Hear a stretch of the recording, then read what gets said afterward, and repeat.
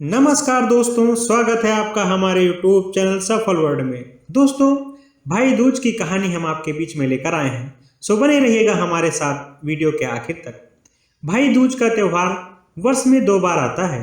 पहली बार चैत्र मास के कृष्ण पक्ष की द्वितीया को तथा दूसरी बार कार्तिक मास के शुक्ल पक्ष की द्वितीया तिथि को। भाई दूज के दिन बहन के घर भोजन करने का भारी महत्व है।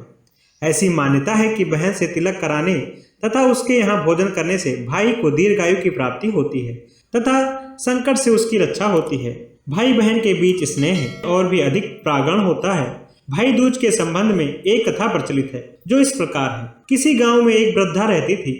उसकी 2 संतानें थी, एक पुत्र था, दूसरी पुत्री। भाई बहन बहुत ही एक दूसरे को स्नेह करते थे। रक्षाबंधन तथा भाई दूज के दिन वह अपनी लाडली बहन से टीका तिलक कराना तथा रक्षा सूत्र बंधवाना नहीं भूलता था। कथा काल में बहन का ब्याह हो चुका था तथा चैत्र मास के कृष्ण द्वितीया को वह अपने ससुराल में थी, जो उसके गांव से काफी दूर था। उन दिनों यात्रा करना बहुत ही कठिन था, जो पैदल, घोड़ों या फिर बैलगाड़ियों द्वारा ही पूरा होता था। भाई गरीब था, उसके पास घोड़ा या बैलगाड़ी खरीदने का सामर्थ्य नहीं था, अतः वह बहन के घर जाने के लिए पैदल ही चल पड़ा। रास्ता दुर्गम, वीरान तथा भयानक जीव जंतुओं से भरा पड़ा था। आधे रास्ते पर एक छोटी सी नदी पड़ी। उसमें पानी ज्यादा ना था, कमर इतना ही था पानी। अभी लड़का नदी के बीच में था कि नदी उसमें से मनुष्य की भाषा में बोली, लड़के तैयार हो जा, मैं तुम्हें डुबाने वाली हूँ। लड़का चौंक गया। उसने घबरा कर पूछा, यह कौन बोला? मैं नदी हूँ जिसके बीच में तू खड़ा है। आवाज आई, मुझे क्यों डुबाना चाहती हो? लड़के ने पूछा, मुझे जोरों से भूख लगी है। नदी बोली, आज के दिन मैं तुम्हें डुबा दूंगी, मैं जीव लेती हूँ। लड़का बोला, नदी बहन, आज भाई दूज है, इसलिए मैं टीका तिलक लगवाने अपनी बहन के घर जा रहा हूँ।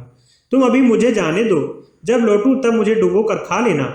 नदी बोली, सच कह रहे हो ना? लड़का, हाँ नदी, ठीक है फिर जाओ। लड़का नदी पार करके आगे बढ़ गया।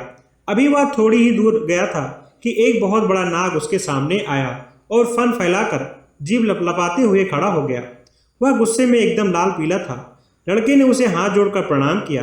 नाग बोला, कोई फायदा नहीं, सभी मनुष्य एक ही जैसे हो, नागों के शत्रु। लड़के, अब तू मरने को तैयार हो जा, मैं तुम्हें डसने वाला हूँ। लड़का बोला, नाग भाई, अभी मुझे मत डसो, आज भाई दूज है, मैं अपनी बहन के घर तिलक टीका करवाने जा रहा हूँ। मेरी बहन प्रतीक्षा कर रही होगी, इसलिए अभी मुझे जाने दो, लौटते समय मुझे डस लेना।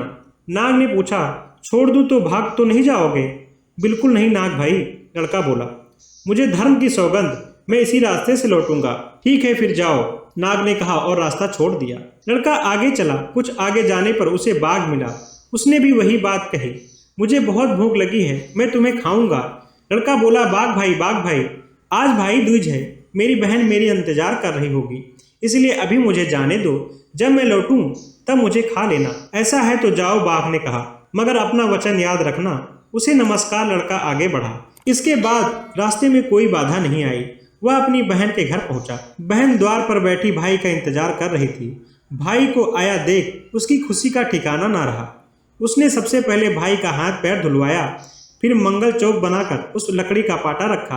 पाटे पर भाई को बिठाकर चावल, रोली तथा दही से तिलक किया, आरती उतारी। इसके बाद खीर, पूरियां, मालपुए तथा मिठाइयां परोसी। भाई को नदी, नाग तथा बाघ को दिए हुए वचनों की चिंता थी, इसलिए वह थोड़ा सा खाकर उठ गया और वापस लौटने को तैयार हुआ। भाई की दशा बहन से छिपी ना रही। उसने पूछा, भाई तुम इतना परेशान क्यों हो? मुझे बताओ, कदाचित मैं तुम्हारी कुछ सहायता कर सकूं। भाई ने बहन को सारी बात रास्ते की बताई। बहन बोली, भाई तुम चिंता मत करो, भगवान की दया से सब ठीक होगा, मैं भी तुम्हारे साथ चलूंगी। भाई के बहुत मना करने पर भी बहन नहीं मानी। उसने रास्ते के लिए कुछ सामान लिया और भाई के साथ चल दी। बाघ उसी ठिकाने पर बैठा मिला। बहन ने उसे थैले में से मांस निकाला और बाघ को देते हुए बोली, बाघ भैया, आज भैया दूज है, लो तुम अपनी बहन के हाथ से भोजन करो। बाघ ने खुशी खुशी मांस खाया। बहन को देखकर एक बार धीरे से गुर्राया, मानो आशीर्वाद दे रहा हो। फिर वह जंगल में चला गया। आगे उनकी मुलाकात नागराज से हुई।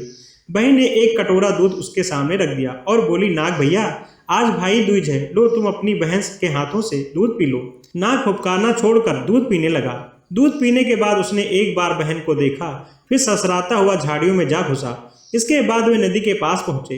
बहन नदी के लिए लाल चुनरी लाई थी। नदी को चुनरी उड़ाकर बोली, नदी बहन, भाई दूज के उपलक्ष्य में भाई की ओर से यह तुम्हारा नेक सम्मान और भेंट है। इसे स्वीकार करो और प्यारे भैया को दीर्घायु होने का आशीर्वाद दो। नदी उपहार पाकर प्रसन्न और शांत हो गई। उसके बाद दोनों भाई बहन हंसी खुशी अपने अपने स्थान लौट गए। इसी प्रकार बहन के प्रेम तथा चतुराई से भाई का संकट दूर हुआ तथा उसके वचनों की रक्षा हुई। भाई दूज के दिन बहनों ने अपने भाइयों को तिलक कर उसके दीर्घ आयु की कामना करती हैं तथा भाई भी अपने बहन को संकट के समय सहायता करने तथा रक्षा करने का वचन देते हैं। यही इस पर्व का महत्व और संदेश है। दोस्तों, ये भाई दूज की कहानी आपको कैसी लगी हमें कमेंट सेक्शन में जरूर बताएं और यदि हमारे चैनल पर नए हैं तो प्लीज़ इसे सब्सक्राइब करना बिल्कुल भी मत भूलें। बहुत बहुत धन्यवाद।